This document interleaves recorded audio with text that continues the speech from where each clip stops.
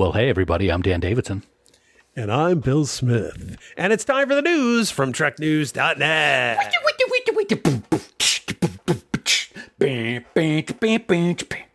Spanning the Alpha Quadrant. For all the news on all the Star Treks, yo. It's TrekNews.net. That's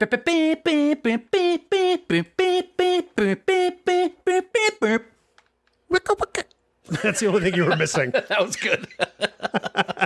Online at TrekNews.net. Welcome, everybody, to the news from TrekNews.net, the oldest brand new Star Trek news podcast from Trek Geeks, bringing you all the Trek news in 15 minutes or less for the week of July 21st, 2021. Dan, it's been a little bit since we've done news because there hasn't been much. And we're going to play a little catch up this week and tell people how they can hear even more later on. But first, love catch up. Just stop. Up first, Dan, there have been rumors about a new Trek movie for a while. And earlier this year, the studio confirmed it would be happening. And now we have some fairly big news, I guess. Yeah, it's good when we get out of the rumor aspect of these stories and finally get into some fact. And as you mentioned, Bill, earlier this year, the studio did confirm that a new Star Trek movie would be coming out. And that was about all they really said. Well, now a few months later, some new news has been released, and it's pretty significant.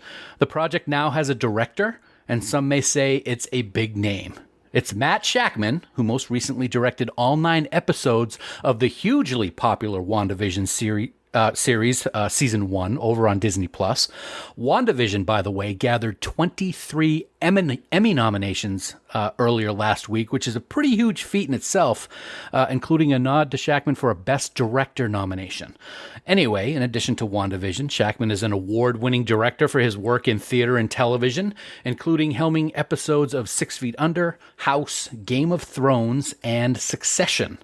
Now, in addition to the director being named, The Hollywood Reporter is also saying that the film would be based on a story by Geneva Robertson Dworet and Lindsay Beer.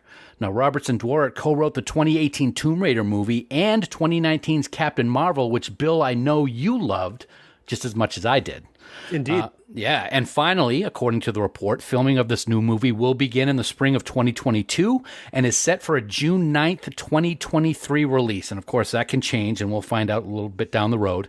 Apparently, this is not the announced movie that will be written by Discovery screenwriter Kalinda Vasquez, which means another movie could still possibly be in the works, and just haven't really had any other announcements on that.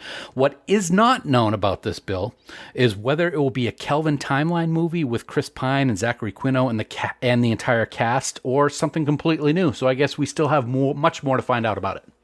Much more, because these details are pretty scant, and they're already talking about when it's coming out. So they've got to have something. They're just not revealing all their cards.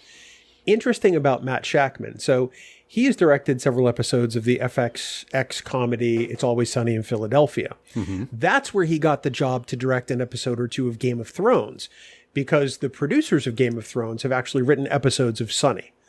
And he got recommended for Thrones by Sunny, which is really interesting, that a show that has that really is completely night and day from Game of Thrones put him in a real track to be in part of some of the biggest nerd franchises of all time, which I think is amazing. That is pretty amazing. And yeah, nothing could be different from Game of Thrones and Sunny in Philadelphia. Two as polar opposites as you can get.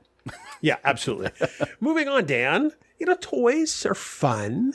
You know it, I know it, and now a familiar name will be back to make some of the best Star Trek toys around. Yeah, I got to say, this announcement brought both you and I to our earlier years in the 1990s when Star Trek action figures and accessories were all the rage. We're very happy to hear that Playmates will once again be the major producer of Star Trek toys.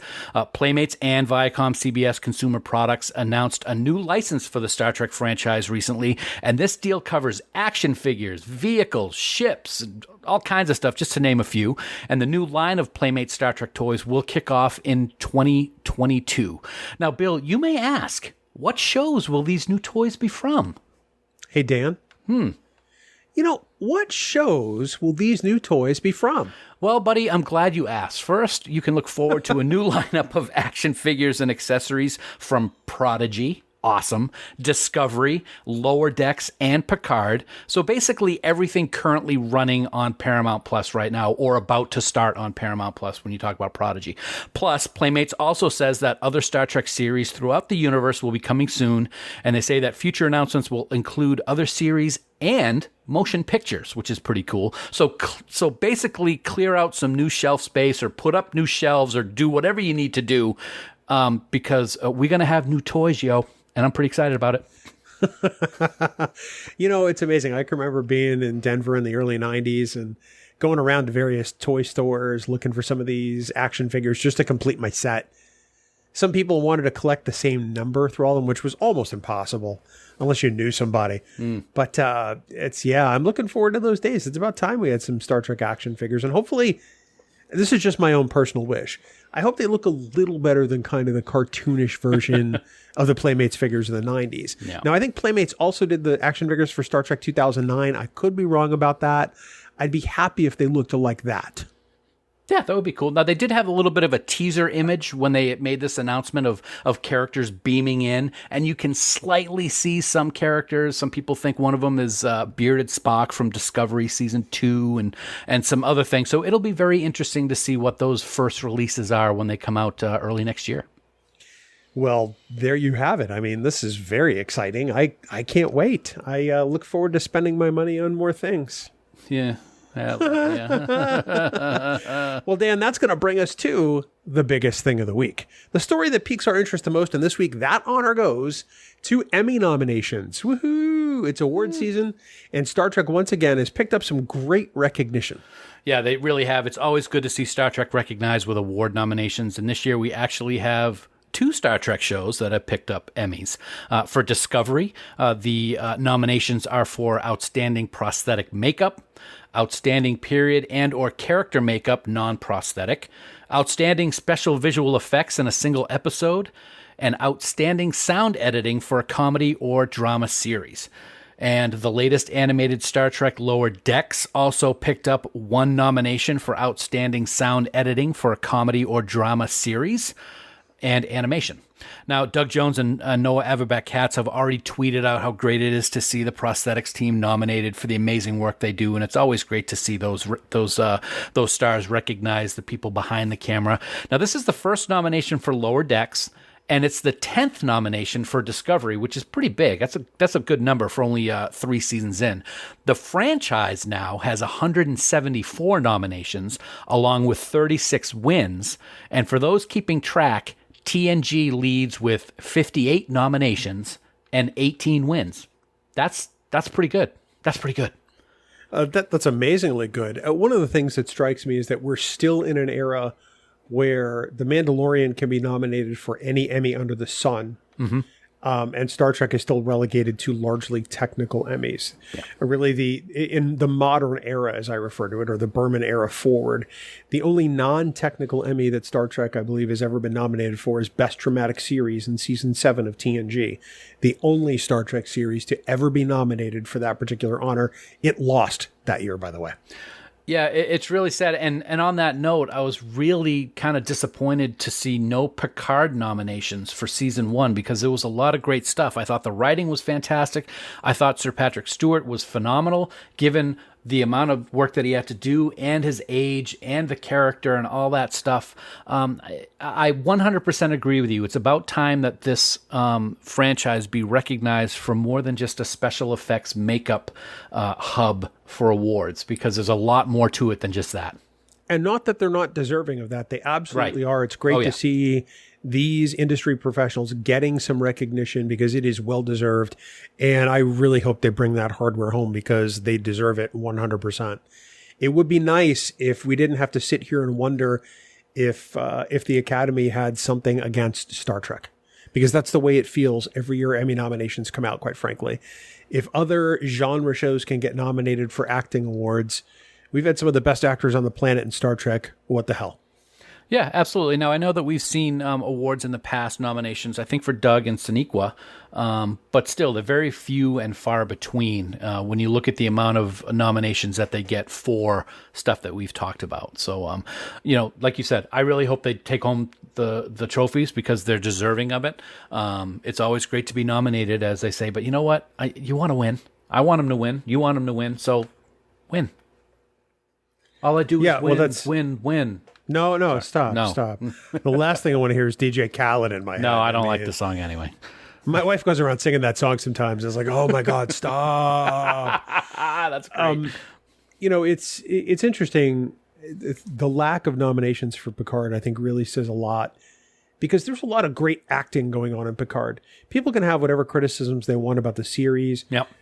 But it's undeniable that there are some amazing performances in Star Trek Picard that I thought at least were Emmy worthy. Even if you don't look at Patrick Stewart, who, by the way, is one of the best living actors on the planet today.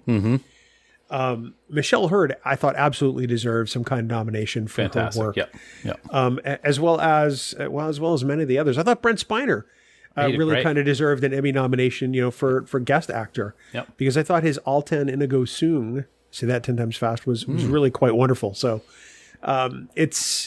it's rough, man. It's clearly not anything that Star Trek has ever, been able to claim a boatload of as far as acting Emmy nominations. And we can only hope that in the future, the Academy wakes up and sees what's going on. Wake up. Yeah. That's all you got? That's all. Wake up. Yeah, because you're right. I mean, what else can you say? I mean, you look at, I got to say, and I don't have any off the top of my head right now, but you look at some of the nominations of other shows in the past and you're like, really? That person is getting nominated over this person for whatever. There was one this year that I can't remember. It has something to do with Falcon and Winter Soldier, I think. Someone got nominated for an Emmy. The guy who, Don Cheadle, I think. Was nominated, but the guy who played the older super soldier, whose name is escaping me right now, was not, and he was light years ahead of Cheadle in the role that he played. So yeah, Carl Lumley, who is a fantastic actor. Thank you. Yeah. Oh my God, that was disappointing. So I agreed with what people were saying.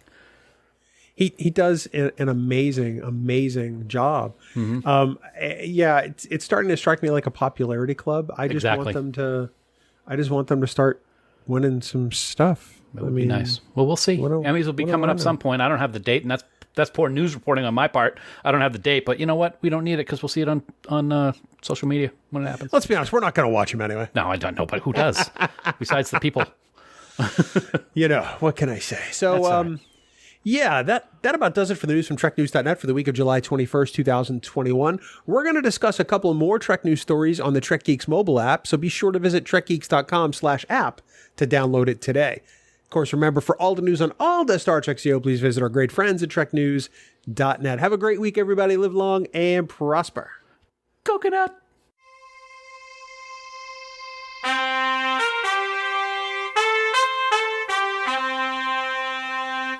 Coconut.